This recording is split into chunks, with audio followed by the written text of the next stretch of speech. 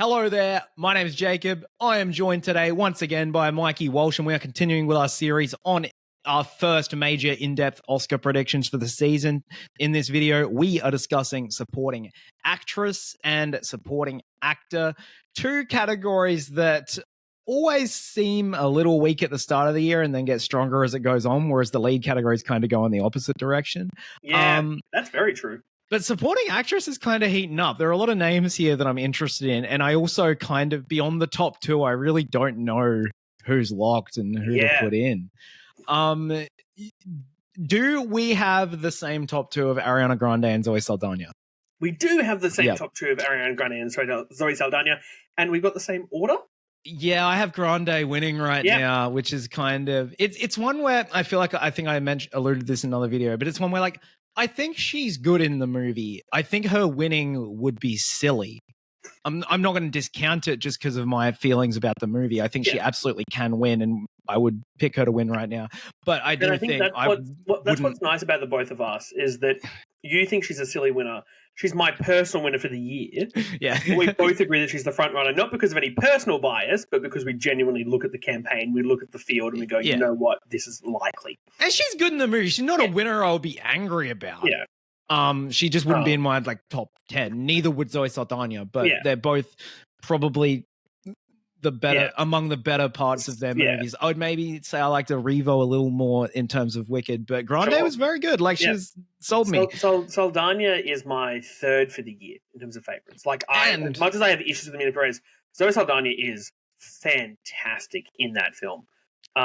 And it really only just occurred to me today, but like how fitting that the two frontrunners for supporting actress are from fucking musicals, because how often do musicals win supporting actress? So you got Anne Hathaway for Les Mis, and Ariana DeBose for West Side Story.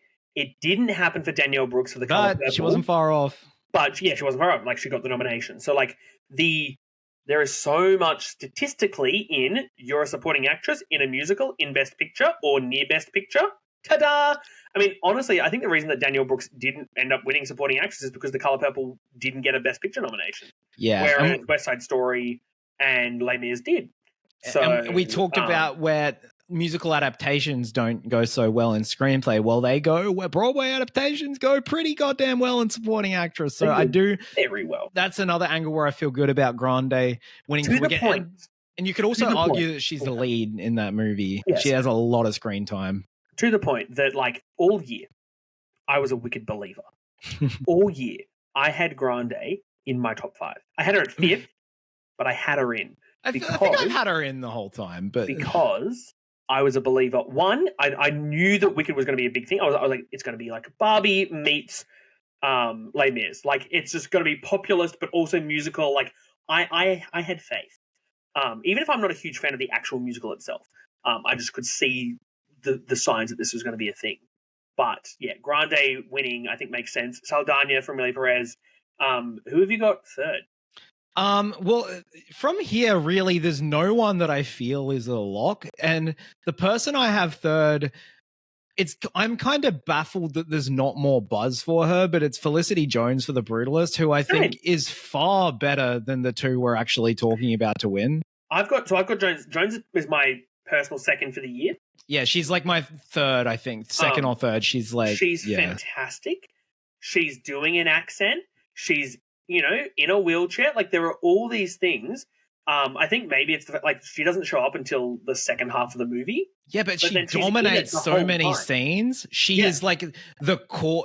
One of the most climactic scenes of the film revolves around her and her perspective. Like, the movie might be 3.5 hours or 3 hours and 35 minutes.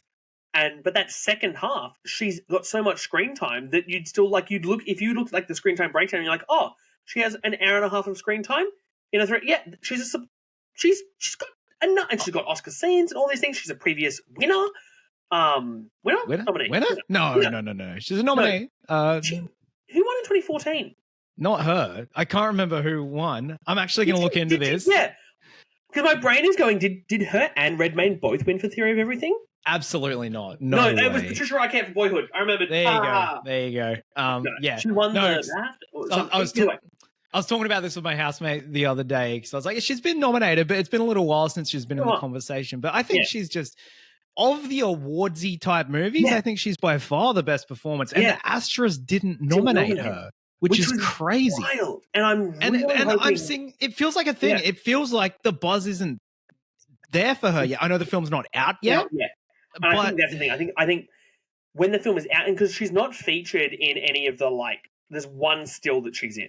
And in that still, you can't even tell that she's in a wheelchair.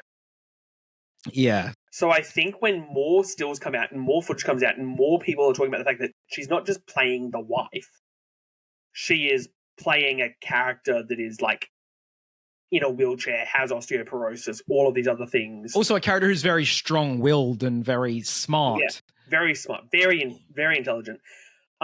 It's the kind of thing that, I think that she is... So I've got her at third, and I think that when people see it, she'll get in.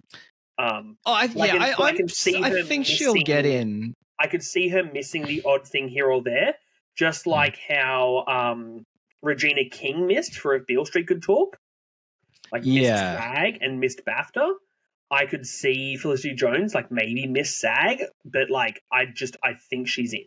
Yeah, I just think it's crazy to me that people aren't talking about her as a winner because I think she's by far the best. I haven't seen the some of the other contenders here.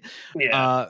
But yeah, she's really great. And I think it'll come. When the movie comes out, I could even see her surging to the top if the movie does stay in that top two best picture situation. And again, for me personally, that speaks even more to the fact that Brutalist could win picture, because if you end up with Brody in actor, Pearson supporting actor, director, picture, supporting actress, screen, like all these things, you go, and people go, oh, like the Oscars don't do that. It's like they did it for Oppenheimer, they did it for Everything Everywhere All at Once.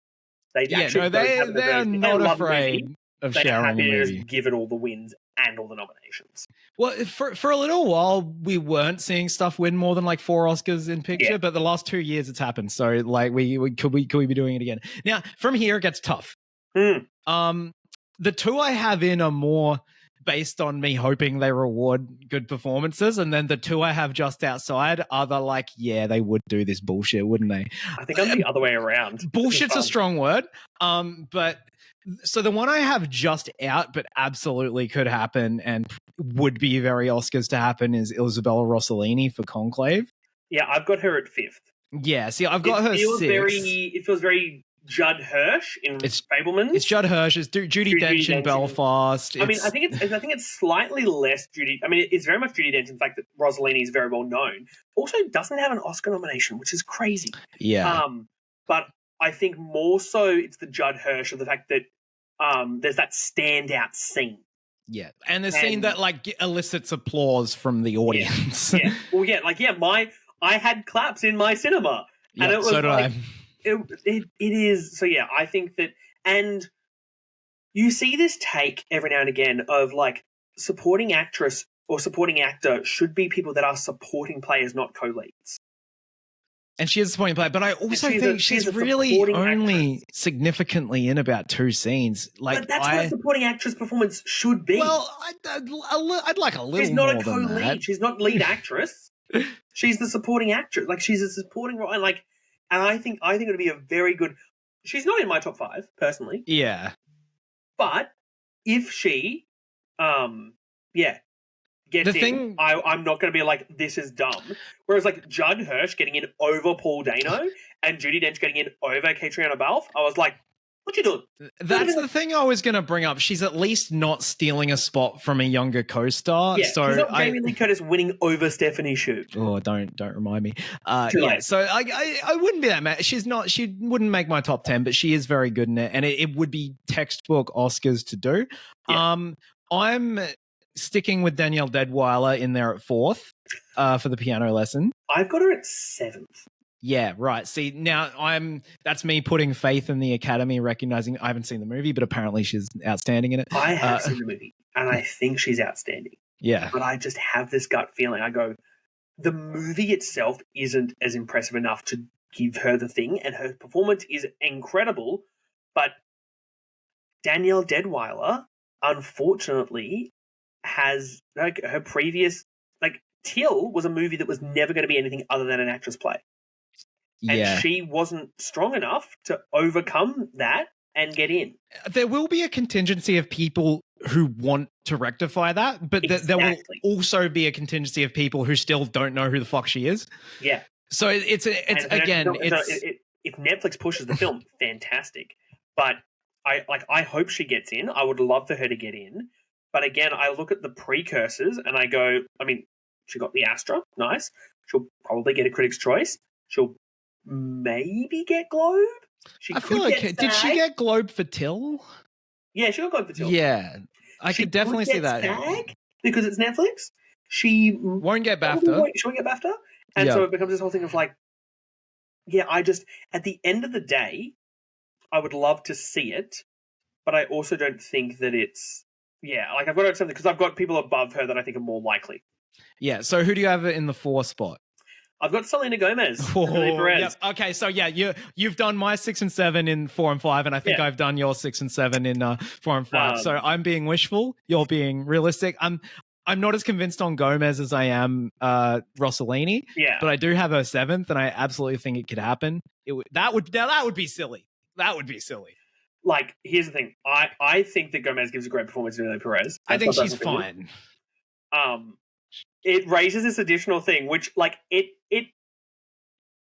there are so many years now in a row for the last couple of years where there's been a double nomination in supporting. And that is the most likely one happening. And I think at this point that if we believe that the Academy are going to go all in on Amelia Perez, which is probably going to happen. But you're not an Amelia Perez believer in the large scale, so it's curious you do have her in. But I think even the people who are critical of the film have still said that the performances are great. I've seen a lot of negativity around Gomez's performance. Yes, I think there's been a lot of negativity around Gomez. I think a lot of that is people who just don't like her as like a pop star. And so I have nothing against Selena Gomez in any capacity. I think she's perfectly okay in the movie, but I think with Gomez, I think it ends up just being that thing of like it's the package deal. It's just that, and Netflix are already campaigning the film, and what are they doing? They're getting Carla, they're getting Zoe, they're getting Selena, they're getting all together on a stage, and they're going to keep pushing them. And so I think it just becomes the point where like all three just get in. Searchlight did the same thing for Banshees. They just kept getting Barry and Colin and Brendan all together, and it worked. They all got in. And so I would not be at all surprised to see Gomez get in. Then you get the whole Gomez Grande versing each other, which is fun. The other thing I will say about Gomez is that Gomez... The Oscars will have more viewers than it's had in like a decade if we get both of those in. Gomez has a song in Amelia Perez, Mi Camino, which I think is more likely to get nominated or win of the Amelia Perez songs. Honestly, I couldn't tell you what any of them are. I just wrote the names down because I purged most of that movie from my memory. Yeah. But so in the 5 spot, I have Ingenue Ellis Taylor for Nickel Boys, who I'm assuming you have 6th. I have her at 8. Okay, all right. You're not a believer. I've got Deadwaller at 7 and Ingenue Ellis Taylor at 8. I've got Gomez at 4 and Rossellini at 5. I've got someone else at 6. This might be where the least aligned. But what I will say is that 4 to 7 spot is a blanket. Deadweiler through to Gomez. I think they're all about as likely as each other, so I put in the ones that I think would be same nice my top 8 all feel very kind of interchangeable. Yeah. All right, well, I do have an 8th that is sort of a late breaker that I have some faith in. So who do you have 6th? It might be the same one. It's Monica Barbaro for A Complete Unknown. No, I have her just a little lower. I got Margaret Qualley for The Substance. I've got her at 9. Yeah, okay. So, again, another one that I think is not impossible, but Monica Barbaro thing is... She's more likely than Elle Fanning for sure in that movie, because she's playing a real person, right? Playing a real person, got really good... Like, it was the kind of person who, like, Monica Barbaro was, like, nowhere near my list up until the reactions. Yeah. And then she continually got singled out in the reactions. And I went, oh. And it's the kind of thing where I go, if A Complete Unknown ends up being a picture player, where else does it get noms? And I'm like, look, there is this kind of slot in supporting actress that could go there. I think it does need picture, but I don't know. Well, no, that's what I'm saying. Like, if it gets picture, I think she's likely, but it becomes a question of like, where is she going to get in? I could see her maybe getting Critics' Choice because the film screens just in time for Critics' Choice, and so it was very buzzy. I could see her maybe getting SAG, because I would not be surprised for SAG to go for a complete unknown. So she's just someone that I've kind of got sitting there. And yeah, like Dead One Piano Lesson, I would love. Andre Ellis Taylor in Nickel Boys would, I think, be great. Although, like, again, I haven't seen Nickel Boys, and I don't know how much screen time she's got. And she got the Astronom. Exactly. That was what sort of kept me putting her in. Like, she got in for King Richard, but Origin's she's a bad nominated movie. once before, and like, you know, it'll take a while for her to become the next member of The Help to get an Oscar win. She's in The Help? Yeah. Yeah, right. Okay. Yeah. I haven't seen that in a That's the while. whole thing. When The Help came out, a bunch of the cast didn't have Oscar noms, and then slowly a bunch of them have got noms and won. Like Chastain and Octavia Spencer and Davis and Stone. And you're going to go, this is weird. It's the opposite of a curse. Yeah, but and so a bunch of people are like waiting for, like, because Bryce Dallas Howard is the other big person who's in The Help. Yeah, when's like, she going to get her? Let's get her directing Oscar. That's the thing. Everyone's like, she's going to get a director win, and I think that would be very funny. But yeah, anyway, on this film, I think, Qualley and Barbaro, maybe that could come down to which of their films ends up in that 10 spot in Best Picture. Yeah. But it could end, like, they'd still got to go through Gomez and Rossellini and all that stuff. And Qualley is the kind of actress who, like, she's had a phenomenal year, but she's also very much kind of emerged in the last, like, 2 or 3 years as, like, a, you know, up-and-comer. And so, again, I would not be surprised if they'd be like, yep, we're going to give you a nomination here, and that's kind of a preview of nominations to come. Yeah, if the substance is huge, I could see her just becoming, like, a mainstay of that 5. But I think she would need the substance to be huge. Other than that, I do still have Saoirse Ronan in Blitz here. It's one of the highest I have Blitz in any category, and that's, like, to say 10th. I've got her at 11. I'm like, she could get BAFTA. She'd get BAFTA, and it would basically just hinge on other contenders all dropping off, because I don't really see Blitz resurging. It would just be a case of there being no other options. Elle Fanning I have for Complete Unknown, but it does feel like Barbara is the one more likely to get around. And beyond that, it's just wishful thinking, like Natasha Lyonne for His Three Daughters, who is my favorite supporting actress of the year. She'll get some stuff from critics maybe, but I don't think it'll go further than that. And I don't know if it's even worth mentioning the other ones. Any other relevant names? I've got Julianne Moore down here for The Room Next Door. It's like she could maybe, if that, like, it just depends on, like, I just don't know how the industry is going to react to the film, because critics have kind of been lukewarm on it. But if it takes off for the industry, then maybe it does. I think Globes could be a good indicator, because you got enough Jennifer slots. Lopez for Unstoppable, because again, I think that film is great. If more people see it, we'll see what happens there. But she's great in the film, and more than just like she plays the mum. She's almost co-lead, and I think she gets a lot to do. And it'll be a great way to reward her having been snubbed for Hustlers. And the other nom here, like the other person that I think is likely to get a BAFTA nom, and so I could see that maybe translating to an Oscar nom, is Michelle Austin for Hard Truths. Oh, yeah, she was really great in that. I didn't consider her. Yeah. She's really great. And she got the Biffa nom, and I could see her getting a BAFTA nom. And I could, like an Oscar nom. Like, it really depends on, like, if Hard Truths hits really well with the Academy and it gets actress, supporting actress, and screenplay, I'd be a happy guy on that Oscar nomination. I'd be pretty chuffed. I don't think I'm mentioning other, like, John Baptiste, probably in my top 3 personally for actress. She's a steamroller in that movie. I heard John Baptiste as in the composer. I was like, look, we'll talk about Saturday Night later. All right. If you want your, like, Marina Di Tavira style pick, I've got Fernanda Montenegro for I'm Still Here. Written down as just like a Hail Mary option. And beyond that, obligatory juror number 2 mention Toni Collette. She's in that movie. That's about all I have to say on this category. Should we move on to supporting actor? We should move on to supporting. All right, so I've been flip-flopping. Every time I sit down and look at my predictions, I have a different winner, I think. Yeah. Right now, it's Kieran Culkin for A Real Pain. Yeah, I think I'm warming up to the Culkin idea more and more recently, because, well, for a long time, like, who's your number 2? Well, it's really like choose either of them, but I have Guy Pearce number 2 and Clarence Macklin third right now. After most of the season, I've been sitting on Macklin as number 1 because, again, he's my number 1.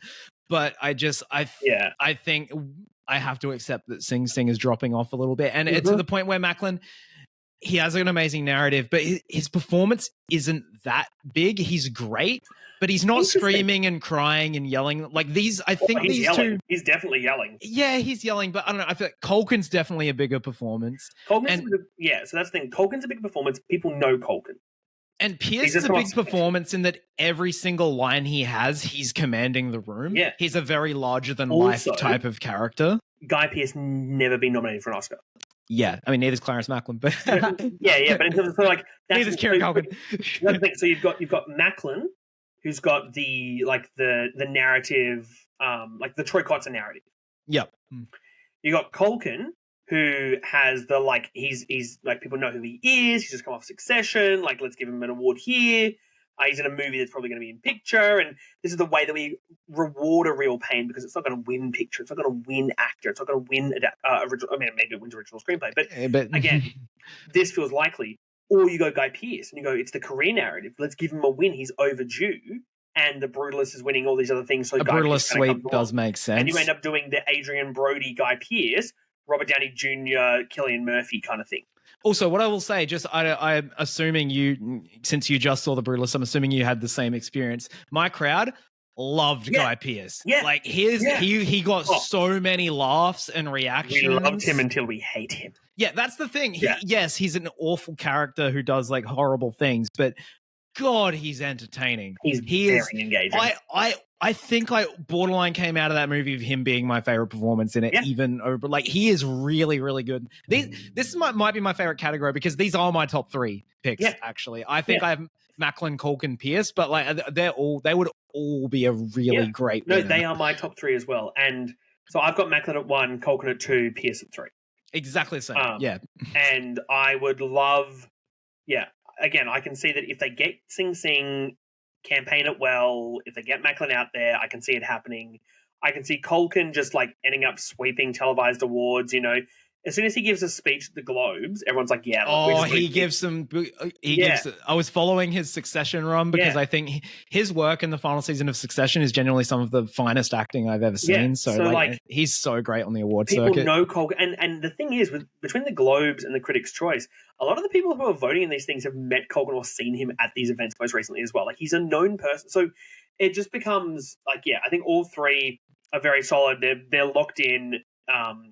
It really is like we'll just need to see who starts winning stuff. I kind of hope it's a fun cat. I hope they all kind of win different. I hope it's like that one supporting actress year where everybody kept winning different things. Like, well, here's the thing. Like, I think Pearce wins BAFTA because I don't know if Culkin wins BAFTA. So if Pearce wins BAFTA, Culkin wins Globe and Critics' Choice, Macklin wins SAG. Yeah, I don't mind that. I don't mind that as a little package. I mean, you know who I on it? All right, it didn't sweep because Cody Smith McPhee won the Globe. Yeah, well, for a little while it looked like he was going to win, but I just if I want to introduce another name into the mix, someone who I wouldn't even be shocked to win SAG would be Denzel Washington. Yeah, Gladiator 2. He's my 4, and he's someone I've kind of. He's so good in that movie. I'm not saying he's not win competitive either, but it does feel like he's like a slight rung below these other three. But he's also like, I think he will get nominated everywhere. Maybe not BAFTA. We believe that Sing Sing, A Real Pain, and The Brutalist are getting into picture, and we don't think Gladiator 2 is getting into picture. Yeah. And so that's just something to keep in the noggin. Also, like Denzel could miss BAFTA. They hate him. They never nominate Denzel. Yeah, the fact that they don't nominate, and which makes me go, like, if his first BAFTA nomination is for Gladiator 2, that would be wild. But they also love Ridley Scott. Yeah. But that's the thing. They love Ridley Scott, but they will still not. It's like they loved American Gangster. Of all the awards bodies, American Gangster got the most nominations at the BAFTAs, and they still didn't nominate Denzel Washington. Yeah, and like they didn't nominate Lady Gaga for House of Gucci. Like they. Yeah. Oh wait, no, they did in the Oscars, didn't? No, I don't even know what I'm talking did about in the anymore. Oscars, didn't they? Love Ridley they Scott. like Ridley Scott. British, which makes sense. Yeah. So that's a clean 4, and then a 5th spot you can have some fun with. But I have a name that I'm growing in confidence on being that 5th spot, and that is Yura Borisov for Nora. I've got him at 7th. I've got him just down. All right. I think it is possible, but he feels like this year's Oh gosh, I'm now blanking on his name. I can see his face. Give me a hint, brother. May What are we? December. Oh, Charles Melton. Charles Melton. I was going to say Clint Mansell. I'm like, that's a composer. Great composer. Not Charles Manson. Ooh, yeah, that's an interesting one. Both kind of the heart of a film about a lot of modern psychological issues. I don't know. I just feel... and it'd be a first time nom. It'd be like, Neon are doing a very good job highlighting this whole supporting crop. They are bringing them out. Do you end up getting a double nom and you get Mark Edelstein and Yura Borisov in, or do they vote split and you don't get enough noms for Yura? I don't think Edelstein's happening. I feel like Edelstein's not quite just on the left. I've even seen more people highlighting Karen Karagulian than Edelstein at this point. But there is a lot of love for this on summer. And Honora being a Best Picture frontrunner, it would be a little weird if it only got one acting nom. Yeah. And I think Borisov is the best again, shot is why there. I've always felt that Honora was not going to win Best, because again, that is to say, Coda only had one acting nom and one Best Picture. Yeah, again, it's not like a requirement, but it does feel like there are enough great performances. Nomadland also had one acting nom. That swanky robbed. Yeah, sorry. Now my brain's now going through this and being like, after the last years of like Oppenheimer and Everything Everywhere All at Once that like swept acting categories, you're like, oh yeah. So that's the thing. For a while there weren't a lot of sweeps. No. Aside from like a Dune winning every tech category or a Fury Road or something like that. So Green Book had 2 acting noms. And Parasite had no acting noms. Yeah, they weren't ready for Asian people, I guess. I don't know. Only in the broadest capacity. Only in minority. They're not ready to remember their names. Thanks, Academy.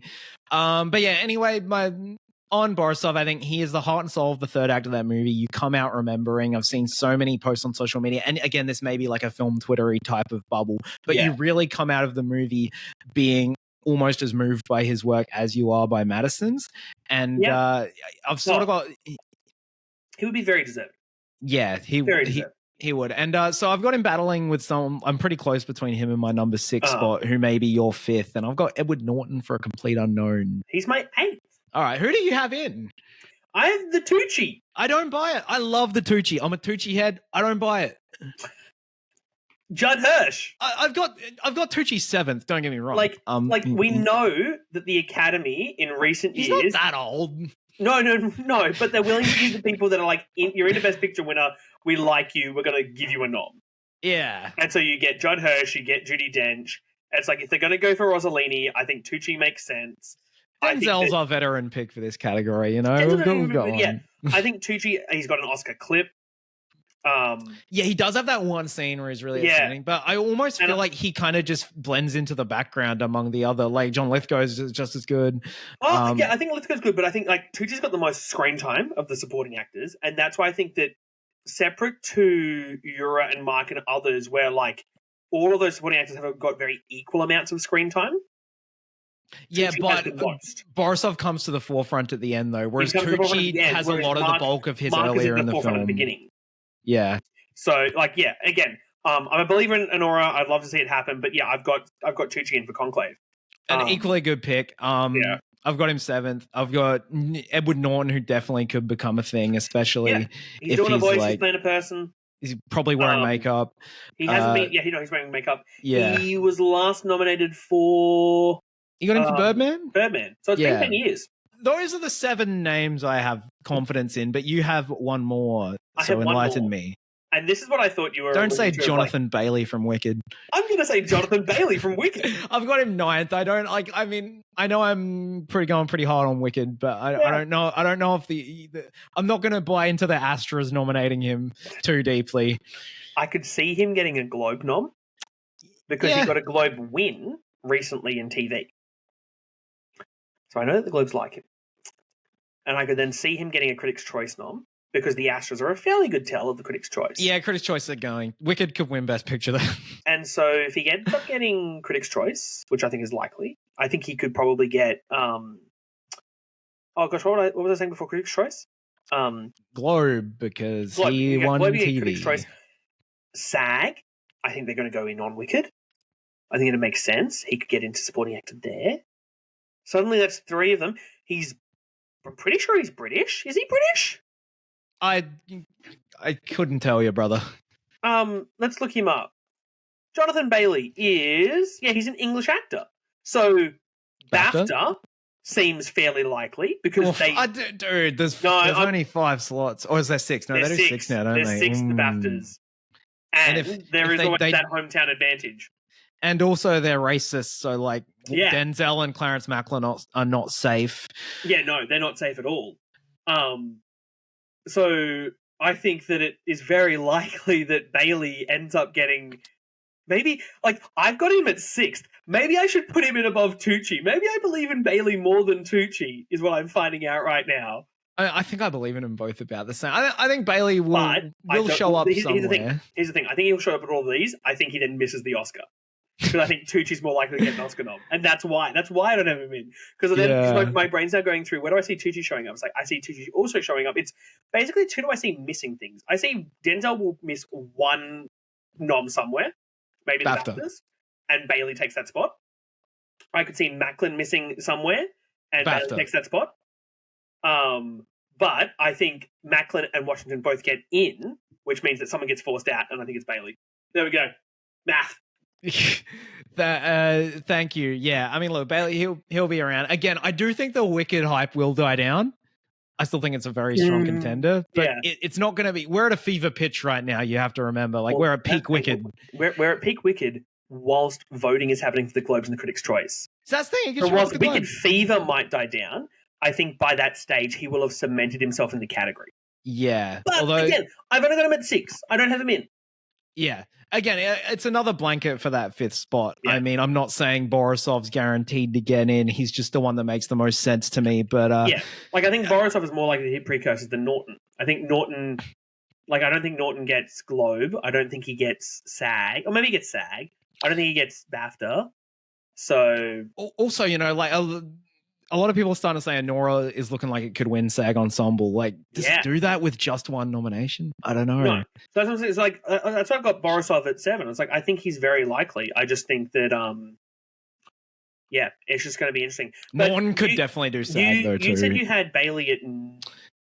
I have Bailey 9. 8, I have Jeremy Strong for The Apprentice, but again, that would just be off the strength of the 1, Succession connection, 2, the strength of the performance, because he steals every scene he's in that movie.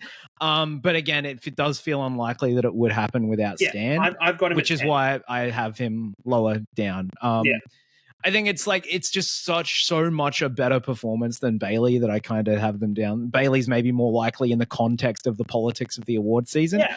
But it also, Bailey, I just in no way in hell do I see the Oscars doing it. No, neither. And that's what we're doing here, Oscar predictions. So that's why I don't have Bailey in my 5. Right. Now, there's one name I want to see a revival for. I alluded to this earlier, and that's Josh O'Connor for Challenges. Wonderful. I'm glad we agree. He's my 10th. He is. I want critics to push this man. I really want to see it happen at the Critics' Choice, and then at the Globes, and then at SAG, and then at BAFTA, and then an Oscar nom. That's I can see it happening, but he's fighting for the 5th or 6th spot. Yeah, I don't think it's likely, but it's also one that if Challenges is going to have this little resurgence that we think it could have, he is probably my favorite performance in that movie. And I think a lot of people come away really finding his character to be the more relatable one of the trio. If he was being campaigned in lead actor, I think he'd be our 5th spot. Jeez, I don't know if I'd go that far, but I'm just saying. But yeah, there's one other person, again, that I've just got in my list as a name, because it's look, maybe this happens, and it's Peter Sarsgaard for September 5. Yeah, so that's the thing. If September 5 was big, you could look at a Sarsgaard and Magara double nom. Yeah. You could... yeah, exactly. Well, that's the thing. You look at it and you go, do we end up with the double nom for September 5, or does it happen for Conclave? Does John Lithgow also get in? I think Nora? Do you get it for challenges? Does Mike Feist also get it? Yeah. But I think you're right in that Amelia Perez is the most likely double nom of the season. Peter Sarsgaard seems to be the person that's getting this singled out more. / he's the person that Paramount have got listed first in terms of their campaign. So I think it's just there's maybe they push, but it's more like I just don't know where I see Sarsgaard showing up. Yeah, and the last name I have here is Adam Pearson for A Different Man, who, if they had taste, they would be voting for him, but they don't, so they won't. Yep. It is sad, but true. Yep. So really, after O'Connor, I don't really have a lot of faith in some, and even he's like a let's bring this back type pick. Yeah. But I don't hate it because he's starting to pop off. He's getting cast in a lot of big movies next year. People are becoming aware of him. He also had La Chimera this year, who he's also incredible in. But that would be very cool. And I think any other words about supporting actor, Mikey? No one else immediately comes to mind. Oh, sorry, actually, no. Brian Tyree Henry. Yes, I forgot to write him down, but he's absolutely a name worth mentioning. That could happen. He's done it before. Yeah, again, like it becomes the question of like you start to look at places like the Gothams or the Indie Spirits and you go, who gets in there? And like Adam Pearson getting in, that makes sense. It's like, do we get Dave Bautista for The Last Showgirl? He's in that shit. Yeah. Nice. Do we get some sort of? Is there a British film that does really well at the BAFTAs that ends up getting in? Like, do we get Scoot McNairy for Nightwish? No, we don't. Scoot McNairy for A Complete Unknown. Yeah, well, yeah, double Complete Unknown. That's what we get. Do we get Javier Bardem or Austin Butler for Dune Part 2? I mean, Austin Butler he's kind of still in my top 10 personally. Yeah. I mean, the person that's in my top 5 of the year that won't happen, but I want to happen, is Chris Hemsworth for Furiosa. Absolutely. See, I didn't even put him in the 15 because it's not worth it, but God, it would be deserving. Yeah. I still think Furiosa could get one nom, but I don't actually think I have it predicted in anything. I have it predicted, I think, in one category, but we'll get to that. Yeah, we'll get to that. Another long video. Thank you very much for listening to us waffle about supporting acting nominations. Follow Mikey at all his relevant links will be in the description. Thanks again for joining me, my friend. Don't forget to check out my podcast and subscribe to the channel. There are more Oscar videos coming. Thank you very much for watching and have a good day.